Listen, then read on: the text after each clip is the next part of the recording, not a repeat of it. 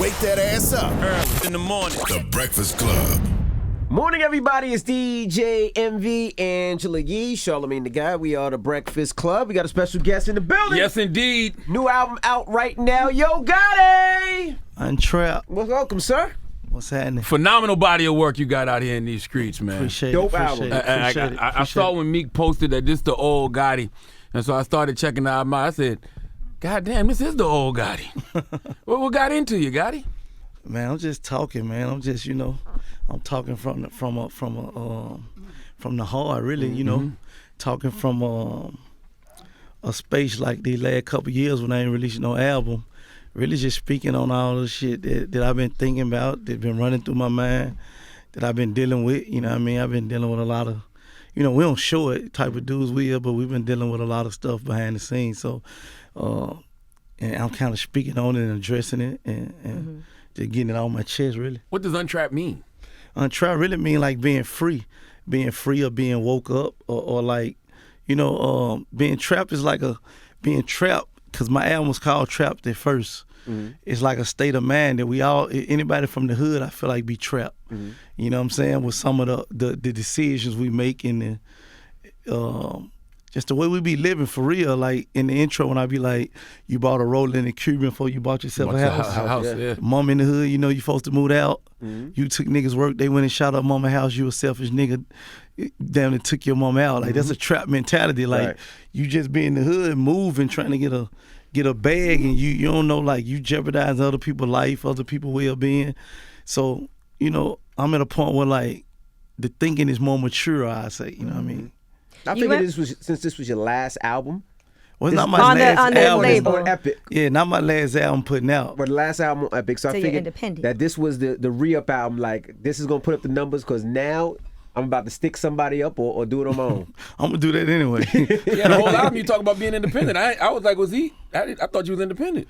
Well, I'm an independent mindset. Independent mindset meaning I spend my own money. I never waited on Epic or nobody to spend money on Yo Gotti or no CMG artist. Like, if we wanted something, we paid for it. We went in our pocket. Or if the budget didn't allow for certain things to happen, we ain't never... See, to me, it's independence in the mindset. We ain't never say, we ain't gonna do it because we ain't got a budget. We got a budget on top of their budget. Right. Gotcha. So that's why you probably always thought I was independent, because the way you seen me move was the way I wanted to move. It never was how you'll see an artist moving that's under strict guidelines of the corporate people dollars. And you own your own masters too. I heard you say that on an album too. So all your masters you own. Yeah. How did you do that? Or how did you do that deal with? I bought them. I just bought them like a week ago. How much? I'm just curious. I can't. Come on. No, but for real though, the part of the term is I can't say the number, but of a lot of multi millions of dollars, and it's the biggest purchase I bought a lot of shit before, but this the biggest asset I ever bought. What's the benefit of owning your masters? A lot of people say that when they artists, but what are the benefits of it? Well, for me, one of them is being like, I couldn't move I couldn't move forward in this game, right? Knowing that I got the paper to buy it, right, and I had the opportunity to buy it, and I didn't buy it. So that's personal. You know what I'm saying? But other than that, the asset of it is like you do real estate, right? So masters is just like real estate. In certain senses, it kick off more money. Music at masters kick off more money than real estate. Than certain houses. When you talk about the money that the catalog generate every year, when you leaving that for your kids or whatever, that's a big number. That's a big asset to own. It's something fucked up. I'm talking about owning, like I own like all the artwork, videos, anything you ever seen me put out. I own all that shit. If somebody samples it, they gotta come. They gotta call you. If anybody want to use my music, my video, you gotta call me and talk about doing it. There's no more clearing it through the label, seeing if it's cool. You need to call me. You know what I'm saying? There's something so fucked up about that though, because when you're an artist, you put your blood, sweat, and tears in your music, and you gotta buy that back from somebody else. It's the game though. It's the business. At the end of the day, like we can count on what? Probably can we count on one hand how many artists own their masters? Right. Jay-Z, Prince, who else? 2 Chainz did. I think 2 Chainz bought his a couple years ago. Like, so it ain't that many people, so it ain't nothing like, Now, I want to ask what you think about the whole then Diddy and Mace conversation, just from what we know, because we don't know the specific ins and outs, right? But if Mace signed a deal when he was 19 for $20,000 for his publishing, and then now fast forward to here, he's trying to buy it back, and it's not happening, and it reverts back to him when he's 50. What can somebody do as a boss? Because Gotti like, look, man, I mind the business that pays me. Well, no. But I'm just saying, in a situation like that, like for you as a person who has artists signed to you, right? Yeah. And I'm sure you try to do fair deals with them also. Of course, if you're of course, giving them of advances or co-publishing deals or whatever it is that you're doing. Yeah. If they come to you, is it always about business, or is it sometimes like, this is my brother, let me just do what I think he needs me to do? Well, it's two different questions. Let's just talk about the business first before we talk about my artists. But business is business in general. You know what I'm saying? Like, so you knew what you was saying and you knew what you was done, and I'm pretty sure you made a lot of money along the way, and you became who you became. So I don't think you could complain about somebody else believing in you and investing their money, and more than their money, their time in you. Mm-hmm. You know what I'm saying? And what if they wouldn't have invested that initial money and time in you? Would you even be here? That's one way to look at it. You know what I'm saying? Okay. But I also think, because I'm an artist and executive, I also think an artist should be in the most fair position as possible. So I don't think none of us know the true business. Like, I think he put a number on what he tried to buy it for. Is that what it's worth? Is it not? I don't know. Like, if you're trying to sell something that costs $50 million for $1 million, is you not real for not taking the one? Right. When it's really worth 50. Right. You know what I'm saying? Like, maybe you my homeboy, and I ain't gonna charge you 50, but I may charge you 20 or 25. I'm gonna give you the 50% discount. So we don't know what the true business is to be speaking on it. You know what I'm saying? Details. Hold on, let me read you something. Nah, but I read it. I read what I ain't read all of it. Come on, get it to me. He's like, come on. Hold on, you an executive. Okay. I just read the headlines. All right, if you're an artist. Let's just say Mace. Mace had a co-publishing deal. He's always had a co-publishing deal, which he has significant ownership and gets paid substantial royalties. 2 years after Mace signed his first deal with Bad Boy, his deal was amended and he received a 7-figure artist advance. In 2004, his deal was again amended before his comeback, and again he was given another 7-figure advance. He was also encouraged to start his own label under a competing record company, which was unheard of at the time because he had one successful album. Yeah. So what's the question? I'm just telling you, as an executive, that sounds like if that was you laying that out for an artist. Meaning you gave him a let's say would you feel like you owed him anything? 7-figure advance. He never put out an album. He retired from the game. Then came back. You gave him another $7 million. So that's what I'm saying. Like, yes, it's two sides to every story. Right. Like, we don't know all the specifics. You don't know the specifics, and did you make money? Did you lose money? Yeah. We don't. It's hard to speak on people's business when you don't know what really happened. You know what I'm saying? Now, what's the difference between having associates and having brothers, like friends and brothers? You know, because some people you'd be like, that's my brother. Some people you'd be like, well, that's my friend. How you got some hard bars about that on all that brush shit. Yeah. Yeah, you gotta use that brush shit carefully, but use it. Speaking on my artists like Black Youngster and Moneybags and the artists I work with that's like my little brothers, and they'll tell you without me being around, it's like, you know, if Youngster were putting out an album and he had a certain budget that was capped at a certain thing, we put our own money up. You know, he tell me, big bro, I want to do this here. If the label tripping don't want to do it, nigga, let's do it. You know what I mean? What it costs, let's do it. We ain't never stopping. We ain't never stopping, pausing, blinking 1 second based off a label budget. And if it come down to the label and him, I'm riding with him. Every time I'm around my artists, every time, it don't matter, right or wrong. Mm-hmm. I love the way you treat your artists. A lot of execs don't treat their artists like that. Like, they say it all the time. Like, why would you sign to another artist? Because another artist is not going to put everything behind you because they're going to put it on themselves. I ain't an artist, so maybe that statement true. Maybe they shouldn't sign to another artist. Mm-hmm. I'm an executive. Hey. / street. / a lot of other things, you know what I'm saying? So how do you look at your artists as far as business, and how do you give them that? Because it seems like you allow your artists to do whatever they want to do, and if they mess up or if there's a problem, you're always there to clean it up. I mean, these my little brothers, man. These my little brothers. Like, at the end of the day, we gonna either get to this 100 million and then get to this billion together, or we gonna we gonna crash together. You know what I mean? It's just how we rocking. That's how I grew up. Like that's how I was raised in the hood. Like whoever my partners were, my crew was, we gonna go to the top of the bottom together. So it's the same way I treat the artists. Like you win, I win. If you lose, I lose. However the boat float, that's how we gonna do it. But do you have those conversations with him, like, because you made many mistakes early on, and you be like, yo, bro, you're going the wrong way. Bro, you should move differently. Of course. I'm always tell them, because I think, like, I got a record on the album called Big Homie Rules, right? Yeah, Big Homie Rules. And what I'm speaking on is, like, how you gonna let your little homie crash, okay, and let's say my artist, how I'm gonna let them crash if I know the information. Right. If I see what you doing and I know you finna crash and I just sit back and don't say nothing, that ain't 100. You ain't a real big homie. Like, and anybody who moving like that is big homies. I don't respect them. You ain't no OG, you ain't no big homie, you ain't get no respect for me. So I'm gonna tell you. Now, if you wanna veto that and still do it anyway, I'm still probably gonna ride with you because you my little bro. You know what I'm saying? But you can't say.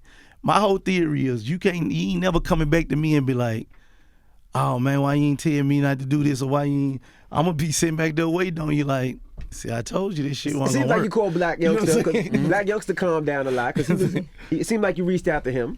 I mean, like, I reach out to him all the time, but it ain't like no one conversation I reached out to him and told him to calm down. It's just, I talk to him, like him and Moneybag, I talk to them a lot, like almost every other day. So we talking about stuff every other day about different things. But I think Youngster he was going through something for a minute, he was fighting a case and stuff, and I think he just wanted to win on a different level. I think he got to a point where he wanted people to really respect the music more so than just thinking he just wow, you know what I'm saying? Right. And I think that was more so change how he was moving a little bit. You talk on the album a lot about not being ready for that 100 million. Yeah. Why'd you feel like you wasn't ready? I think a lot of people got to realize what they ready for and what they not ready for. It's easy. Everybody want the money, but do you really want it? Meaning, like, is you really prepared for it? Not if you want it. Is you really prepared for it? Sometimes money can be like the biggest distraction for people. You see what happens when people win the lottery, that lottery curse, and they get all that money and they not ready for it. Man, listen, not even the lottery. You take the average, you take the average kid out the hood and give him a couple $1 million and see what happens.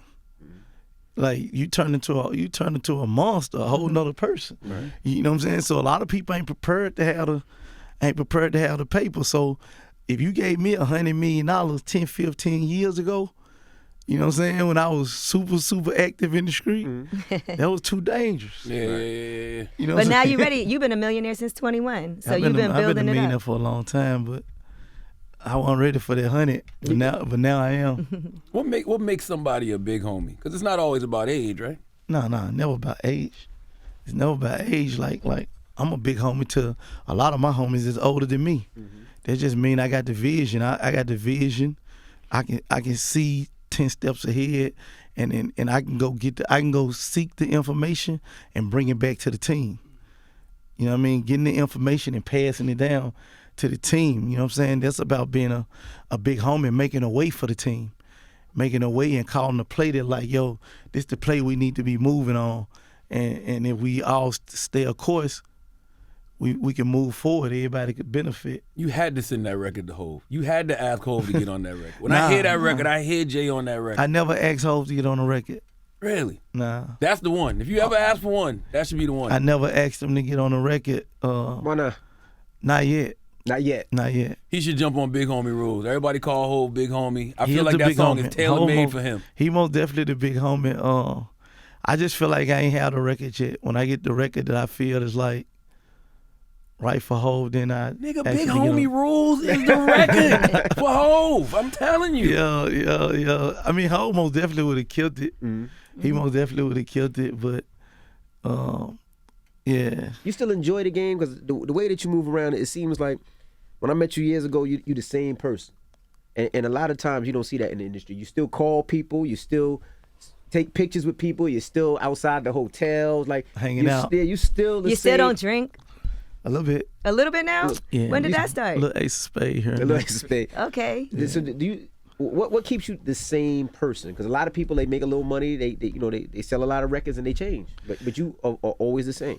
I mean, I'd probably change some things, how I move. I'm probably a little more wiser, you know what I'm saying? A little more mature, but just changing in general. Money, I don't think no amount of money would never change me because I've been having money for so long. You know, it's just a ratio of money, right? Like, far as I can remember, since I was 15, 16 years old, I was having hundreds of $1,000s in high school. So, you know, that's not no millions of dollars, but if you put a couple $100,000 in that time of your life in Memphis, it's like having millions of dollars. You know what I'm saying? So money, I don't think money would necessarily change me. The game, and it's always another wave to win in the game. So, and I'm very competitive with winning and growing, whether it's with me or the other artists winning. So I'm just locked in. I'm super focused on the game and just still trying to win. I still don't feel like I'm there yet. You know Did you what I'm saying? graduate high school? Yeah. I graduated high school and I went to college. With hundreds of thousands of dollars, how did you have the focus to stay in school? That's what I'm trying to tell you. My focus is different than the others, than most people. My focus is like, that's one of my strengths. That, you know what I'm saying? Like that I could walk away from certain things. Me and my homies be talking about that, like the willpower of me. That's always been one of my blessings.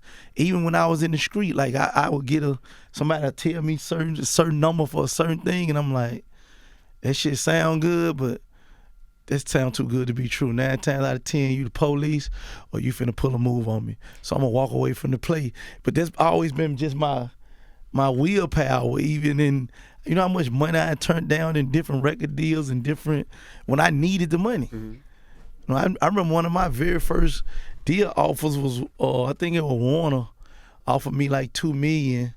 I ain't even have $2 million. You know what I'm saying? But just the setup and what I seen when I walked through the building at the time, it didn't look like I was gonna win. So I ain't want the $2 million. Intuition. Did you graduate from college? Yeah. No, I ain't graduated from college. Okay. What was your major? I went like a semester, I think. Okay. That's when you guys started getting too much money. You was like, fuck that. Now, I already had the paper, but the music really started moving. I started doing a lot of shows, and I'm out of here. Speaking of willpower, when is it time for to stop being a hoe?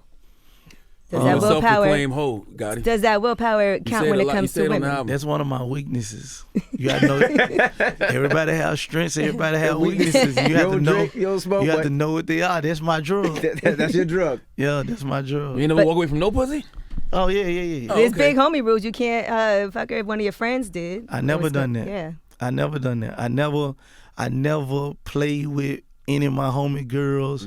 Never flirted with them. Never. Like I ain't never played. My OG back in the day, Ben gave me that game. Like we don't do that. If they flirt with you, do you tell? Yeah. You didn't sound too certain. I don't know. I think I would. Yeah. Do you want to be a self-proclaimed hoe forever, Gotti? At some point, you got to settle down, find you a queen. I've been settled down. I ain't said I want to settle down. You know what I'm saying? He is a settle down hoe. I just said it's heaven on earth. So does the album move from being trapped to untrapped? So in the beginning, those are like more first song is trap, and then the first at song, the end you're untrapped. Yeah, the first song is trap, and then the last song is untrapped. Yeah, so it kind of moved from the trap mentality to being untrapped at the end. You know what I'm saying? And that's one of my favorite records too, the Untrapped. Yeah, with Estelle. Yeah. The Untrapped record, that's one of my, I recorded that record the day after the thing happened with Nipsey too. Yeah, so I was really through with the album. Well, in my head I was through with the album, and then I woke up and my little homie was playing that beat downstairs, and I walked downstairs, I was like, what's this? And I recorded it like right there in the living room, like off the top. And I think a lot of the Nipsey energy was like inspired me to write that record from a more mature level. When you hear people say this is the old Gotti, does that offend you? Nah. I mean, because like, to me, I'm the same person. Like, you really don't want the old Gotti in mindset. You know what I mean? Like, you don't really want me to be on this shit. But I understand what people saying. Just saying that the music is more of like story driven or message heavy driven. That's what people mean when they say the old Gotti, because I know how to make music different. I know how to make the catchy, simpler, vibe or sauce music that a lot of the people making today that be the hit records. Right. I know how to do that because I'm just a songwriter and I know how to make music. You know what I'm saying? So and I'm a businessman, so I know how to make a big single whenever I want to. You know what I'm saying? But on this album, you know, I wanted to make the message music. I really thought about messages and what I wanted to talk about, what the different things I wanted to speak on, and who I wanted to talk to. You know, it's kind of like when what's that last album Meek put out? Championship? Was that the last one? Yeah, That was the last one. Yeah. Yeah, like at the time when Meek put that album out, to me, wasn't nobody talking like that. Like all the music was sauce music, and then Meek dropped it. You know what I mean? And it was like, I was so happy when Meek dropped that album, 'cause I was like, as a fan, I'm like, yeah, like this the shit we need to hear, like in the mix of everything else. So so even for my album, I was thinking the same thing when I was listening to the music that was out. I was like, it need to be really focused on the messages within what's happening in the time right now. Do you Is it think difficult? at some point you spent too much time chasing hits as opposed to just giving people the game? Nah, I wouldn't say I never chased a hit. I just know how to do it, and I was just I was just doing it. I don't think I was ever chasing it. Yeah. Now, Now we was talking to Fab about him opening up. I know Fab a long time, and I known you a long time. When did you say, you know what, I got to start giving people more of my life when I do interviews and when I talk to people? Because at one time, it was like you was a defendant on trial. Like you really weren't talking much at all. And now is to see this guy is like, wow, he's evolved for so far, so long. I had to learn it, man. I had to learn it. Like when you come from that culture of not taking, like you got to think. I spent most of my life in a certain life, so we was always hiding everything. We don't want to take pictures of somebody got a camera. Oh, that's the police. You know what I'm saying? Or you never talk too much because things will get used against you, maybe that you say of it, or you slip and say the wrong thing. So I was protecting myself. Really, I always was trying to protect You know, myself. I'm a rapper now. I don't have to do this no more. Yeah, but there was, like I said, there was always been. I just said recently one of my biggest obstacles in music business was accepting that I wasn't in the street no more. Like it took me a long time to realize that I wouldn't hire managers, I wouldn't hire security, because I didn't want to be around nobody who I didn't know. Like, so you couldn't get on my tour bus if you wasn't from my hood. So we're on the tour bus, and then you bring in a road manager, oh, he good, or security. I literally wouldn't speak at all on the tour bus. Like if anybody was on the bus that like didn't grow up with us, man, I ain't say one word until you got off the bus. Then they got off the bus, then I talked to my homies. Then when they got back on the bus, everybody get silent again. You know what I'm saying? Because I was so stuck in that mentality. That mentality that it almost, stopped me from moving forward. I think that's part of what took me longer, because I wouldn't work with people who I knew could help me. Like who? I'm just saying, like, as far as management and having the right people on the team, the right road managers, the right publicists, whoever. You know what I'm saying? Like, I didn't want to work with nobody but my homies. Those initial meetings had to be awkward, right? You know what when I'm you're sitting down with management like Rock Nation, you may not know. You just sitting in the room quiet. No, by the time I got with Jay and them, I had already overcame it. Okay. What about L.A. Reid? Yeah, L.A. Reid helped me. L.A. Reid helped me. Shout out to L.A. Reid. He helped me understand the music business on a different level, and he also allowed me to do everything I wanted to do. Did it concern you when he was no longer at the label? Of course it concerned me. What were those I said that in the album. Yeah, you mentioned L.A. Reid. Yeah, I said they took L.A. Reid away. They were like taking Chapo to me, because they were like the plug. They were my plug.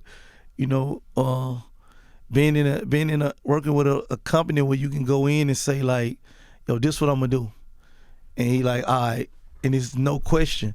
I remember one time I had put out this record called Rihanna with Young Thug, and that was actually, it's only been like maybe one time. That's probably the only time I put out a song that the record label wanted me to put out. My whole career, I'd never been A&R for real. Like so they had this record, and LA wanted me to do this record, and he wanted Young Thug on the record, and they sent me the record. Well, I made the record, but the record had another artist on the chorus, and they were like, yo, you should get Thug on there, and I rock with Thug heavy, but the record was just all right to me before Thug even got on it. You know what I'm saying? And LA hit me personally, like, yo, you really should do this one for me. And because of my relationship with LA, I done it, but the record didn't fully work it wasn't a hit. You know what I'm saying? But I done it for LA. That's the only record I ever listened to a record label and done. Right. So after that, I was finna put out an album. This before I had Down the DM. I was finna put out an album, and everybody on the label was rushing me to turn in the project because I was supposed to put it out on a certain day. You know, you have a deadline. Yep. And you know me, I ain't feel comfortable, so I ain't turning shit in. So everybody was mad. The whole label was mad. People stopped talking to me. You know, everybody was mad about it, and I'm just like, yo, it is what it is. You know what I'm saying? And I hit LA, and I'm like, yo, the record company mad at me or whatever. He like, come to LA and holler at me. And when I went in there and spoke to him, he like, what's going on? I'm like, look, man, they want me to turn in the album. This shit ain't hot. I'm talking about myself. This show you how much of an executive I am. I'm like, they want me to put out an album and shit ain't ready. I ain't hot enough. Like, we ain't got the right music out. Right. You know what I'm saying? He like, well, what you need to do? I'm like, man, I need to go drop a mixtape and warm the streets up and then get the streets hot. He like, well, I will go do what you know how to do, and then when you're ready, come back and let me know. That's when I went and put out the mixtape. The mixtape had Down in the DM on it. So if I wouldn't have never hollered at LA, I wouldn't have never put out the mixtape. We would have never had Down in the DM. You know what I'm saying? But working with people like that is how I have to work. Like, I got to be able to do what I want to do on my call, and you got to be able to support it, or the shit ain't gonna work. You know what I'm saying? So that's just one example of working with somebody like LA who believed in my vision and my call and let me do what I do, and you see what happened behind it. Right. DM ended up becoming my biggest record I had out at that time. You know what I'm saying? What if we'd have put out the album, and we would have never made DM because we would have never went and made the mixtape. Right. Yeah, executives gotta trust creatives. You know what I'm saying? Yeah, he Like, told me this one time. He like, man, you driving the car, I'm just putting the gas in. That's it. Tell me where we going. I'm in the back seat. Now, you said you talk to yourself in the mirror, right? Do you do that every morning? Not every morning. What kind of things you be saying to yourself? Oh man, just different shit. I am beautiful. I am love. I talk to myself, and sometimes I have to like remind myself that this shit is real. Right. You know what I'm saying? Like, I had to remind myself that this shit is real. I also, like, sometimes I go out the house in the middle of the night in the street and just look at my house and look at my, like, I want to just step back in the street and see the scenery. I right? do that too, though. I do that too. Cars Yeah. and the houses. Yeah. Because, bro, I still feel like You're this in the same hood. little kid Yeah. from Ridgecrest Apartments.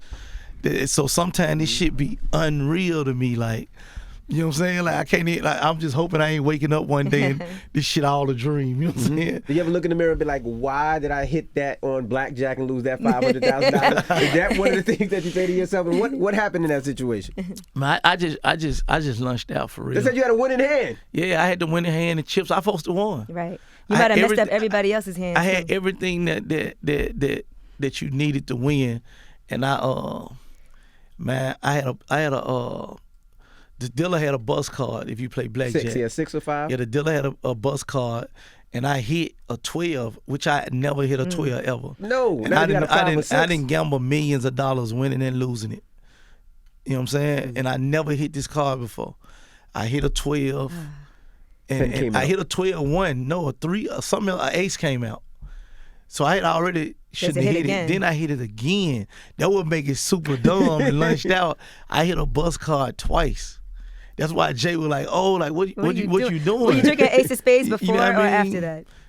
A little bit both. There you go. know what I'm saying? So the hand was it was worth a $500,000 hand. Yeah. Well, it's for charity. Does Jay still want to play with you when you go out now? Does he still play with you? You go be like, yo, God, you go on your own table. Nah, they still, every time they see me, they still be like, yo, OG hit me, man. A while after that, just like still, I'm still thinking about, man, you hit that bus car. Like, yo, what was you thinking? Like, we gotta look, me, him, me, couple of guys that like we be gambling with. They be still talking to me about it. Do you get up off the table after that, or do you try to win some back? I actually lost another couple $100,000 the same night. Goodness gracious. Man, I went gamble again after that, later that night, because I was mad. You know what I'm saying? You were like, this can't get any I'm going to worse. go get the money back. I'm going to take $250 down here and go get this $500. And man, I lost that too, same night. You ever think to yourself, you gotta maybe I hit need the to start slots. selling dope again just to keep up with my gambling habit? All right. Was that the most you ever lost? Gambling? Yeah. And one night, one time, One time. I lost way more money doing other shit though. I took bigger risks other ways. Like what? Just different things. One I can't speak about. Okay, all right, we understand. But other than that, just I spend money all the time. I had different businesses that didn't work, and man, you invest in an artist that don't work. Right. You know what I'm saying? Like, it's a tax write-off. Is it a tax write-off? Which part? The gambling. No. Nah. Nope. But it was for charity, right? Nah, the charity, what you donated to charity is a write-off. But the gambling wasn't I thought it was a charity event. Yeah, part of it. Okay. Yeah, but the casino part, the other part is not, like, afterwards. I hear you on this album. You talk about like dealing with depression a lot too. Yeah, a little bit. When did you realize you might be battling with that? Well, I don't know if it's like battling with it, but I feel it. Mm-hmm. You know what I'm saying? I feel it, and I feel it more so for like for my homies, and it trickled down to me, like having homies that's locked up and knowing they family missing them, and when my other homies going through stuff. Like I always took that leadership role of like kind of feeling like it's your responsibility sometimes. Mm-hmm. You know what I'm saying? When things don't go right on the team and in the camp, and you know, rather some of the stuff had nothing to do with you, but you just sometimes feel like, man, I could have leaded them around a different path, or maybe I could have, if I would have spoke up a little more, I could have prevented them from doing this or doing that. So shit like that bothered me. I also just you know, sometimes winning, man, and people change. I had this issue happen with me. I don't want to go too far into it, but like one of my close partners, like real close partners, stole something from me. You know what I'm saying? Like this was like, I really love this dude. You know what I'm saying? So that kind of really affected me, because it was almost like, that was one of like, I'm talking about like a real, you know what I mean? You'd have gave it to him. Yeah, like I'm talking about like you ain't been around millions and millions before. And then you took something that was like super small. I guess it wasn't super small, but it was small considered to me what our friendship was. Right. You know, that kind of really affect me, like, you know what I'm saying? Did you confront him about it? Nah. He know what it is. I know what it is. Yeah. After that, when you talk about the depression, you talk about popping Xans. Were you popping Xans? I did it before. And because I always felt like you did have the willpower to not drink, I would never see Yo Gotti and think Yo Gotti was popping Xans. No, it's a different between, you say popping Xans, like taking them on a regular basis. But you tried it. Yeah, I done it. Yeah, not like popping them like I use them. Mm-hmm. Yeah. What made you decide to do that? Actually, I took it for the first time to take a flight because I don't like flying. Okay, so it was just to relax. Yeah. Mm-hmm. I feel like you're trying to escape something though, Gotti. Because even with the title of the album, Untrapped, you know what I'm saying? Like what are you trying to escape? And have you ever thought about like sitting down and talking to somebody, maybe a therapist, just to see what could happen? I feel like we had therapy sessions with me and a couple of my homeboys, and we talk to each other, and ain't nothing off the table. We talk about everything, like our real issues, you know what I'm saying? Our focus is shit we dealing with. And the music to me is therapy to me a lot. Untrapped is like, the other thing I meant to say when I said the album's gonna be called Trap is like a stigma of like what Yo Gotti is, right? So many people put you in that one box, like Yo Gotti just a gangster. That's what it is. Like if it ain't gangster talk, if it ain't gangster activity, that's what they want to associate with me. So we was losing a lot of money behind that. We was losing like a lot of people ain't even want to rock with us because of just the stigma to it. So that's a part of being trapped too. You know what I'm saying? Like I use the example, if something happened at the Breakfast Club and Yo Gotti in the building, some kind of way it got tied into it got something to do with me. But just because of what Yo Gotti is and the stigma, so that was a part of being trapped. Any headline come out that I'm in the facility, Yo Gotti got something to do with it, or it come from Gotti. You know what I mean? I lost a lot of millions and millions of dollars behind shit like that. So that was a part of being trapped, meaning like, I don't know if it's ever gonna be a time where y'all just ain't gonna associate me with the bullshit. Right. Yeah, even on the album, like when I hear you, like the way you talk about wanting to get at people now is more psychological. Like instead of I'm gonna send somebody to shoot you, I'm gonna invest in your hoe. You know what I'm saying? Yeah, but I ain't never seen nobody shooting anybody anyway. Yeah. Anyway. But I'm talking about rapping. I'm talking about rapping wise. But speaking of investing in women, Why are you No, he so ain't say against women. buying? He said Why are you so hoes. against buying bags for women? For what? Like for what's, what what's though? the Like, problem? like for no reason. Like to You me, made it like clear. Yeah, you're to right. me, I look at it like if I meet a girl, right? Mm-hmm. Like first of all, I don't even want you if you don't want me. That's first place. Like So I ain't, you don't pursue I ain't somebody. trying to They have to win you pursue- over by balling, spending no paper, buying you no bag. First of all, if you don't want me, I don't want you. You know what I'm saying? That's the first thing. Supposed to be a mutual things. I don't never get how dudes pay girls for anything, any type What of about going on a activities. date and going out to eat? Yeah, but we both want to be at this restaurant. I'm assuming the Yeah, same maybe thing. she's Now, gotta that's a figure- contradiction, She guy. could figure out if she likes you. Invested in hoes. No, but it's different. That mean like that mean like say I have a little shorty I'm rocking with, right? And she want a boutique. You know what I'm saying? Do you want a Birkin or do you want a boutique? You want me to buy you a $30,000-$40,000 purse, or you want me to give you $30,000-$40,000 to invest in you and your business you want to start up? It's still tricking either way. I respect it more if I rock I with got you. you. I feel you. If Right. you my little shorty, and you a hustler, yeah, I might give you I a get it. 50 stacks to open up the boutique. Here's your business. But Buy I ain't your own giving you bag, no right. $50,000 purse, and you ain't worth 50.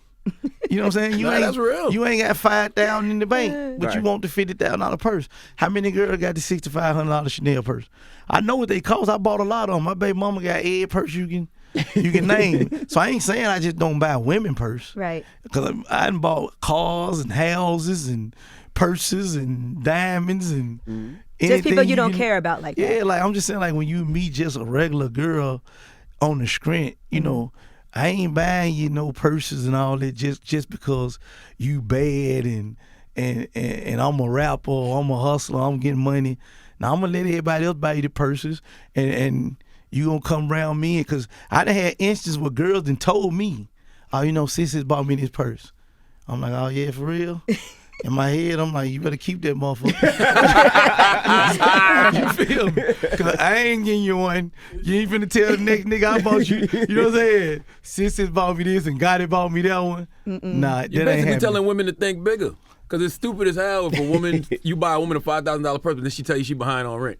You could have Yeah, just used that money to pay your rent. of course. But you know what? Okay, we can't slide by this because you did have one line about your baby mom on the album, right? What I say? Where you talk You about. know, I got two baby mamas too. Okay, well I don't know which one you were discussing, but you said something like you would pay for everything, but she doesn't appreciate. I can't remember exactly what it I was. said how? What I say now? I'm trying to remember the exact line. How my baby mama don't like me when I support you. She don't like you, Yeah, you know what I mean? Like, you know, they always mad at you. You know but what maybe I'm it's more saying? about the time, not really you paying for taking care of things. But look, what we gonna do? We gonna eat peanuts and steak. Like, what we gonna? I gotta get out here and hustle. Do you ever say, okay, I'm gonna sacrifice this right now just to appease that situation? I got kids, man, so I feel like everything I'm doing is hopefully my kids don't live the life I live. And that's why I work so hard. You know what I'm saying? Like, I got to get this paper and I got to make sure I buy the right things. I got to build the right assets. I got to create the right residual income so that my kids hopefully never touch a sack or anything that I touch. You know what I'm saying? And have to risk their life and freedom how I did. That's my goal. Do you ever You know feel what I'm like saying? your Hopefully kid? a woman that I'm with understand that and can support that and move with it. And if she can't, I'm pushing on. Do you ever feel like maybe your kids don't see you enough then since you work so much? I Because I talk know to 'em. that's They a see me. situation. Yeah, He my said I kids. talk to 'em. I My said- kids see me a lot, and I talk to them a lot. We FaceTime, we talk, but I do wish I could see them more. You know what I'm saying? But just like anybody know, whether you Right. anything of trying to be great. I just seen LeBron talk about Kobe, and he said, and I saved this clip after the game, and he was talking about how being great, anybody that's being great, it take time away from your family and just the sacrifice because you so focused on winning and being great that it ain't even intentionally. It's just your focus on what you're doing. It take up a lot of your time. You got the song Know Your Worth. Have you always known your worth? Yeah, always. I always knew I was supposed to have paper. I always knew I was gonna get paper. I always knew I was only aiming for the biggest. I always dreamed big. I was never entertained by little shit. You could never impress me about little shit. You could never fool me with the cap. You know what I'm saying? It had to really be on the table. I feel like I always knew my worth. Now I may act it out like I didn't know, meaning I was still doing probably, dumb shit that was way below my pay grade and my net worth at times. I can say that, but I feel like I knew my worth. Because when it comes to your worth, that value always changes, right? Yeah. Yeah. Of course. And then you go to Jay-Z's house and you see his house because you talk about that too, and seeing that mansion. Yeah, that was different. Let's talk about that. I mean, we seen it on TV, but how was that first experience walking into that crib? What was your mindset on that one? First he sent me the address and it was 10 minutes from my house. I was like, oh shit, I'm close. I'm in Jay-Z's neighborhood. You live in LA. Yeah, so I'm like, yo, it's 10 minutes away from me. So I thought that was like, that was like one of my things. No, I was working in the right direction, but man, going to Hove house was like, man, it's different. It's just it's hard to even explain, man, like how the house is. This 98 or 100 million or something. And I was sitting on the couch talking to him, and the whole time I kept like looking around, and I'm hoping like I ain't doing too much. You know what I'm saying? Yeah, like I in the middle of the conversation, I keep like trying to spin around and see different shit going on in the house, but it's super motivation, man. Super, He ain't offer you a tour? super motivation. He showed me the I'm about spot. to say. He showed me the spot, but I'm saying like, You trying to be cool. this a 100M house. I never been in a house cost this much money. You know what I'm saying? I don't know when the next time I'm gonna be in another one. Opportunity. You like, Unless nice I go house, back man. to his house, you know what I'm saying? So, I gotta check this joint out. I gotta get all this energy. Does he make you take your shoes off? Nah. Oh. Oh, you can leave your shoes. Oh, nah. Now, let's $100 million Kept house, my you gotta take shoes your on and shoes off. everything. Okay.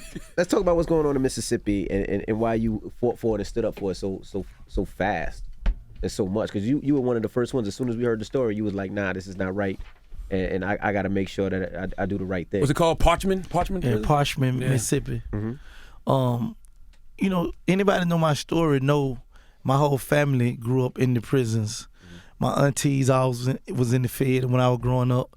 My big brother served a couple of different sentences when I was growing up. My father was in and out of prison. A lot of my partners was in prison. So I'm very close to understanding inmates in prison. You know how much money I sent to prisons? How many boxes of clothes and different magazines and pictures I sent to prison? So I understand it well.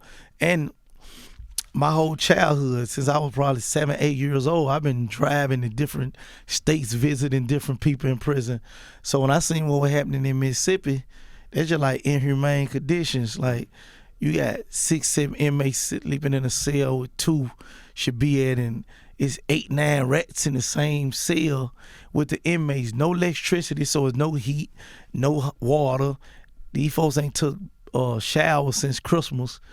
5 people got killed in one ride. I think it's up to like 10 people that's dead now. So I just felt like I had to speak on that, you know what I mean? Because there's people, that's somebody's brother, that's somebody's father, that's somebody, mothers, and these could have been my people. They been in prisons all their life, most of their life too. So what's the movement on that now? Are they? Recently, I just got word that some of our people, like our representatives and our lawyers, just told me that like we got the judge just allowed them to go into prison and take pictures and interview some of the inmates, and for them to get their perspective of what the current state of the conditions is now, you know what I'm saying? But it's still crazy because like they just move like these big trucks in there, right, to block the jam phone services because they want to stop the pictures and videos that the inmates sending out from coming out. But peep this, if you can send trucks in to jam phones, but you ain't sending trucks in to fix the electricity. Right. You ain't sending them in to fix the water. You ain't sending them in with the medicine. You know what I mean? But you want to send them in to stop the pictures from coming out.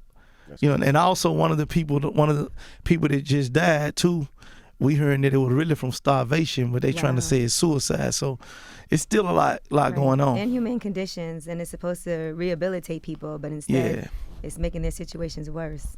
Yeah. Well, let's get into a joint off that. What you want to hear? Ho. That what you want to hear? No. I mean, pose. I mean, it depends though. It depends what you want to do. You want to do radio or you want to do something that people can actually learn from? I mean, I want to give them the game, man. It's Untrapped. It's Untrapped. I want to give them like. We can go Big Homie Rules. We can go Know Your Worth. We can go Trap. Let's go.